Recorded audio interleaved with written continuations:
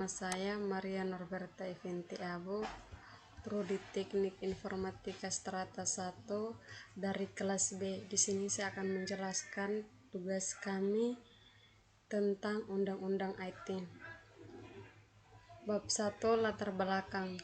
Semakin berkembangnya penggunaan internet dan teknologi sebagai media untuk bertransaksi dan berkomunikasi elektronik, maka akan semakin menjadikan dia akan lebih mudah dan cepat. Di sisi lain juga memunculkan dampak yang besar terhadap meningkatnya kejahatan di dunia cyber. Keamanan informasi dan transaksi elektronik atau IT dan kejahatan IT selalu beradu dalam berbagai persoalan terkait dengan informasi dan transaksi elektronik atau IT. Sesuai dengan penjelasan pada Undang-Undang IT, pemanfaatan teknologi informasi, media, dan komunikasi telah mengubah baik perilaku masyarakat maupun peradaban manusia secara global. Perkembangan teknologi informasi dan komunikasi telah menyebabkan hubungan dunia menjadi tanpa batas atau borders, dan menyebabkan perubahan sosial, ekonomi, dan budaya secara signifikan berlangsung demikian cepat. Teknologi informasi saat ini menjadi pedang bermata dua karena selain memberikan kontribusi bagi peningkatan kesejahteraan, kemajuan, dan peradaban manusia, sekaligus menjadi sarana efektif perbuatan melawan hukum. Sesuai dengan catatan Asosiasi Penyelenggara Jasa Internet Indonesia, kejahatan dunia cyber hingga pertengahan 2006 mencapai 27.804 kasus. Dia meliputi span penyalahgunaan jaringan teknologi informasi, open proxy atau memanfaatkan kelemahan jaringan, dan karding. Data dari Asosiasi Kartu Kredit Indonesia atau AKKI menunjukkan sejak tahun 2003 hingga kini, angka kerugian akibat kejahatan kartu kredit mencapai 30 miliar rupiah per tahun, menurut Ahmad Jayadi 2008.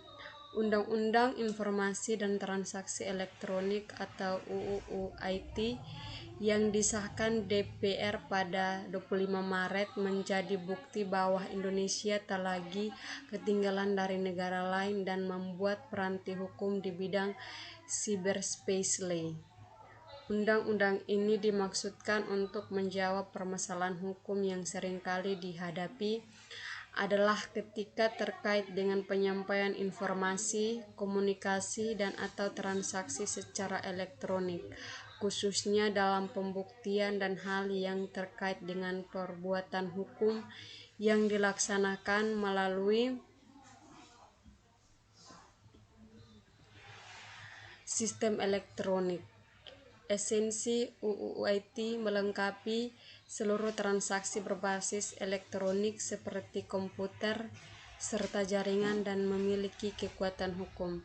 Undang-Undang IT dipersepsikan sebagai cyberlaw di Indonesia yang diharapkan bisa mengatur segala urusan dunia internet atau cyber, termasuk di dalamnya memberi hukuman terhadap pelaku cybercrime. Menurut Yohono 2008, Undang-Undang Nomor 11 Tahun 2008 tentang Undang-Undang IT tidak semata-mata ditujukan kepada subjek hukum tertentu, tetapi ditujukan terhadap setiap orang sebagai penegasan frasa setiap orang yang dengan sengaja melakukan tindakan pidana, penghinaan, dan atau pencemaran nama baik. Pemerintah menganggap Undang-Undang IT merupakan bentuk perlindungan umum atau general protection yang diberikan oleh negara ke setiap orang. Menurut Perangginangin 2009, Upaya pemerintah untuk menjamin keamanan transaksi elektronik melalui UU ini patut diapresiasi. Tetapi dalam praktiknya banyak sekali protes maupun kecaman dari beberapa komunitas pengguna internet. Jika dibaca sepintas tanpa menelaah lebih dalam, Undang-Undang IT ini terkesan hanya sebagai juru selamat bagi keamanan transaksi elektronik atau pornografi di internet, seperti yang selama ini banyak diberitakan media. Undang-undang ini telah jauh melenceng dan dari misi awalnya yang hendak melindungi perdagangan dan transaksi elektronik menurut Suryarini 2008. Pada bahasan ini, penulis mencoba untuk mengelaborasi dan melakukan review kritis dari berbagai segi yang terkait dengan Undang-Undang IT tersebut. Bab 2 pembahasan landasan teori. Undang-Undang Informasi dan Transaksi Elektronik atau Undang-Undang IT terdiri dari 13 bab dan 54 pasal. Terdiri dari beberapa bagian yang dirangkum sebagai berikut. Informasi dokumen dan tanda tangan elektronik. Tanda tangan elektronik memiliki kekuatan hukum yang sama dengan tanda tangan konvensional atau tinta basah dan bermaterai. Sesuai dengan ASEAN Framework Guidelines atau pengakuan tanda tangan digital lintas batas. 2. Penyelenggaraan sertifikat elektronik dan sistem elektronik. Undang-Undang IT berlaku untuk setiap orang yang melakukan perbuatan hukum yang berada di wilayah Indonesia maupun di luar Indonesia yang memiliki akibat hukum di Indonesia. 3. Transaksi elektronik. Penyelenggaraan transaksi elektronik dapat dilakukan dalam lingkup publik atau privat, dan para pihak memiliki kewenangan untuk memilih hukum yang berlaku bagi transaksi elektronik internasional yang dibuatnya, serta pengirim dan penerima dapat melakukan transaksi elektronik sendiri melalui pihak yang dikuasakan olehnya atau melalui agen elektronik. Pengaturan nama domain dan hak kekayaan intelektual dan perlindungan hak pribadi. Perbuatan yang dilarang cybercrime dijelaskan pada bab 5 pasal 27 sampai 37. Pasal 27 asusila, perjudian, penghinaan, pemerasan. Pasal 28 berita bohong dan menyesatkan, berita kebencian dan permusuhan. Pasal 29 ancaman, kekerasan dan menakut-nakuti. Pasal 30 akses komputer pihak lain tanpa izin, cracking. Pasal 31 penyadapan, perubahan, penghilangan informasi. Pasal 32 pemindahan, perusakan dan membuka informasi rahasia. Pasal 33 virus, membuat sistem tidak bekerja atau DOS. Pasal 35 menjadikan seolah dokumen otentik atau phishing. Penyelesaian sengketa. Setiap orang dapat mengajukan gugatan terhadap pihak yang menyelenggarakan sistem elektronik dan atau menggunakan teknologi informasi yang menimbulkan kerugian, atau secara perwakilan terhadap pihak yang menyelenggarakan sistem elektronik dan atau menggunakan teknologi informasi yang berakibat merugikan masyarakat sesuai dengan ketentuan peraturan perundang-undangan. Peran pemerintah dan peran masyarakat. Pemerintah melindungi kepentingan umum dari segala jenis gangguan sebagai akibat penyalahgunaan informasi elektronik dan transaksi elektronik yang mengganggu ketertiban umum sesuai dengan ketentuan peraturan perundang-undangan. Penyidikan dilakukan berdasarkan ketentuan dalam KUHP, AHP, dan ketentuan dalam Undang-Undang IT, dan dilakukan dengan memperhatikan perlindungan terhadap privasi, kerahasiaan, kelancaran layanan publik, integritas data, atau keutuhan data sesuai dengan ketentuan peraturan perundang-undangan. Ketentuan pidana. Ulasan tersebut di atas merupakan ringkas dari pembahasan yang ada pada Undang-Undang IT. Ada beberapa hal yang dapat penulis kritisi terkait dengan Undang-Undang IT, yaitu pasal krusial, pasal 12 ayat 1 dan ayat 2A. Ayat 1, setiap orang yang terlibat dalam tanda tangan elektronik kewajiban memberikan pengaman atas tanda tangan elektronik yang digunakan. Ayat 2, pengamanan tanda tangan elektronik sebagaimana dimaksud pada ayat 1 sekurang-kurangnya meliputi: A. Sistem tidak dapat diakses oleh orang lain yang tidak berhak. Review kritis. Pada pasal 12 ayat 1 disebutkan bahwa ada kewajiban untuk memberikan pengaman, dan terkait dengan pasal 2A, pengaman sekurang-kurangnya meliputi sistem tidak dapat diakses oleh orang lain yang tidak berhak.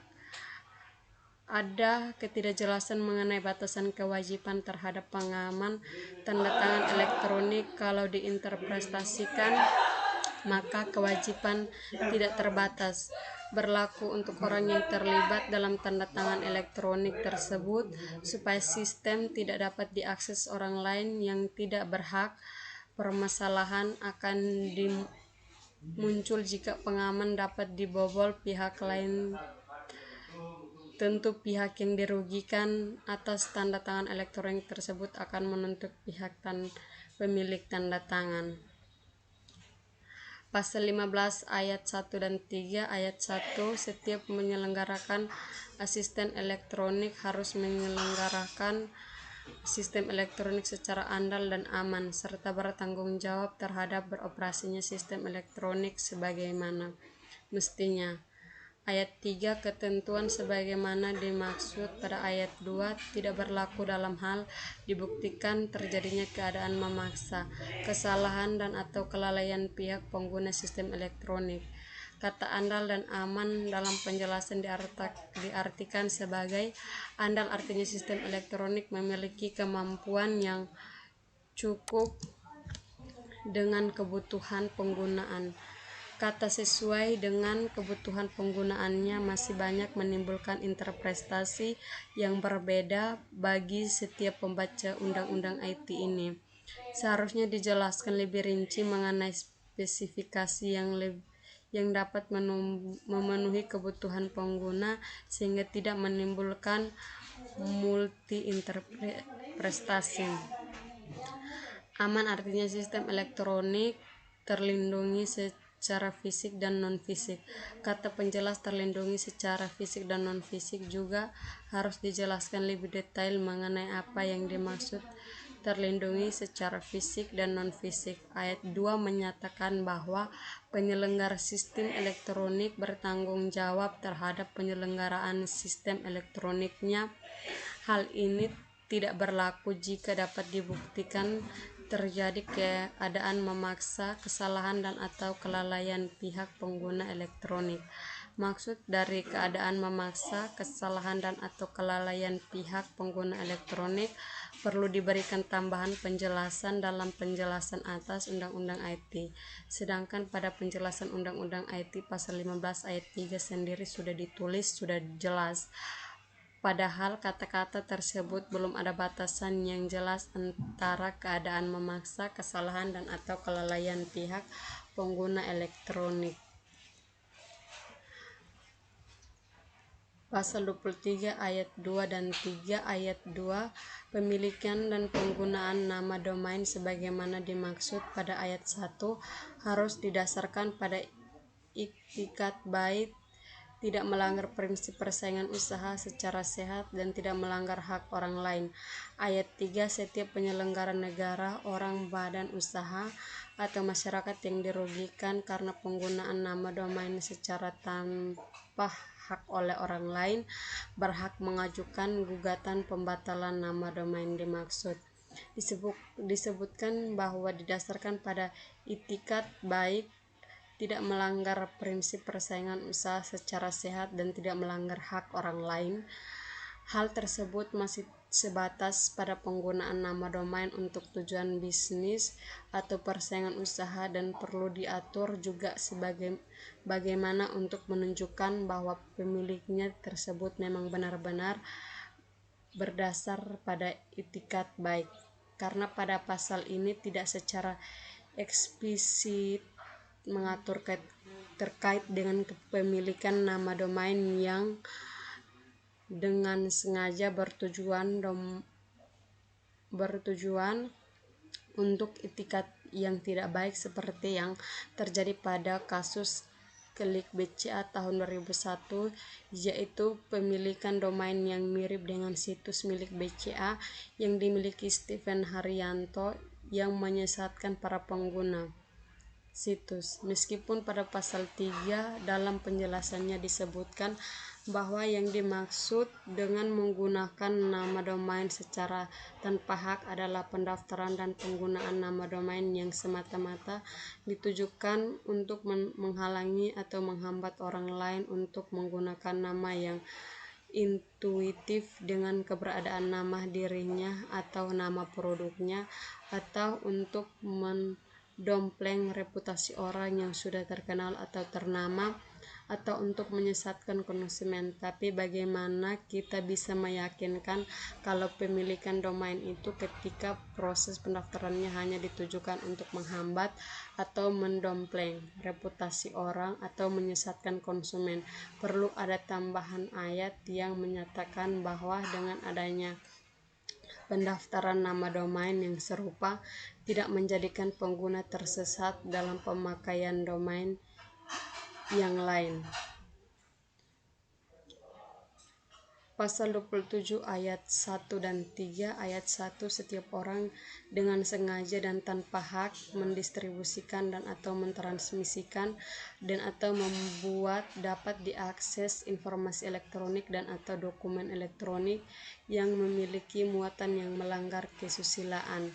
Ayat 3, setiap orang dengan sengaja dan tanpa hak mendistribusikan dan atau mentransmisikan data dan atau membuat dapat diakses informasi elektronik dan atau dokumen elektronik yang memiliki muatan penghinaan dan atau pencemaran nama baik.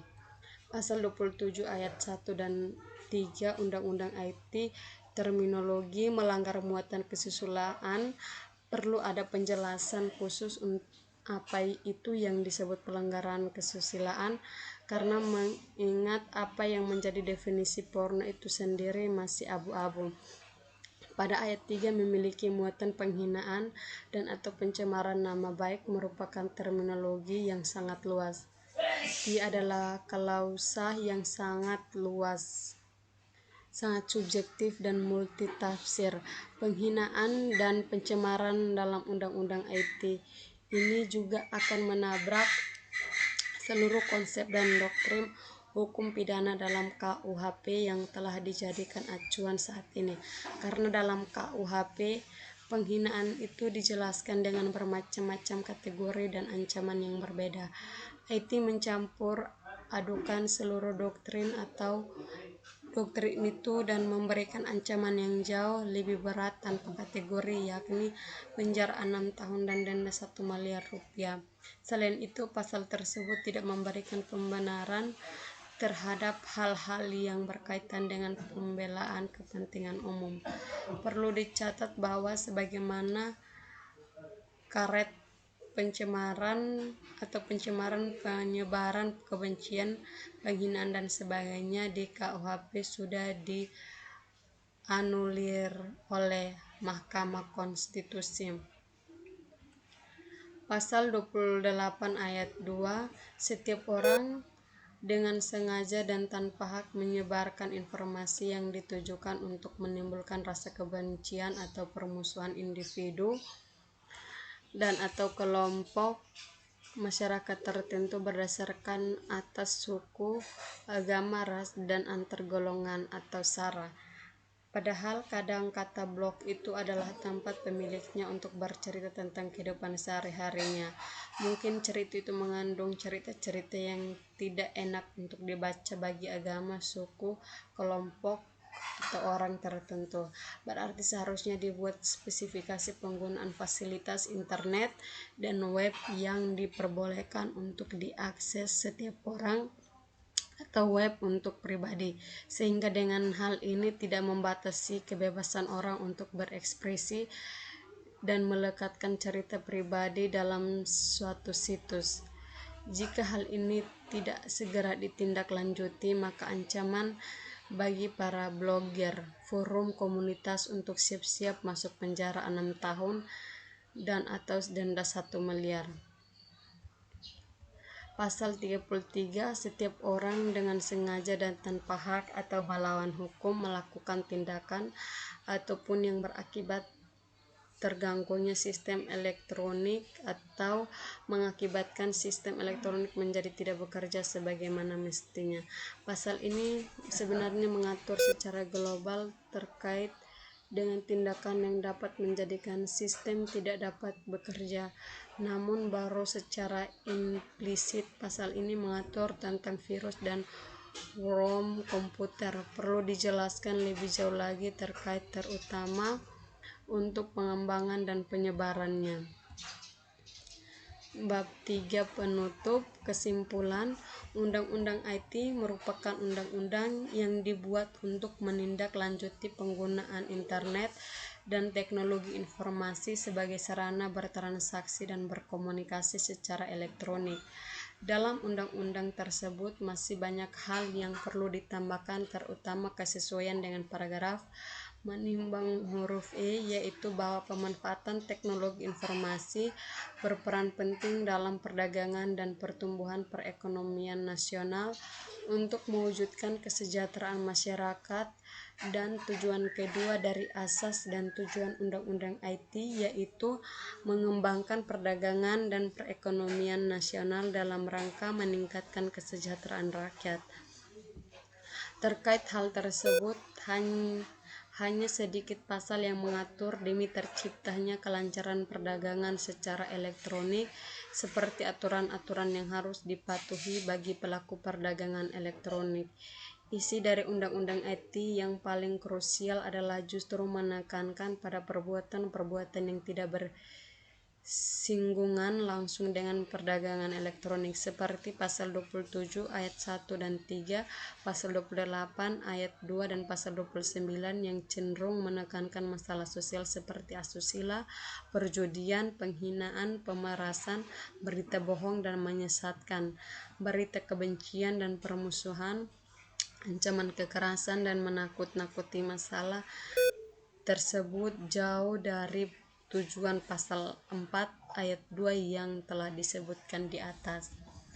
Ada beberapa hal yang terlewatkan yang sebenarnya harus lebih difokuskan dalam Undang-Undang IT, antara lain masalah spamming, baik untuk email spamming maupun masalah penjualan data pribadi oleh perbankan, asuransi, virus ROM komputer, atau masalah implisit di pasal 33, terutama untuk pengembangan dan penyebarannya, dan jenis-jenis phishing seperti typopirates yang membuat tidak nyaman proses perdagangan elektronik.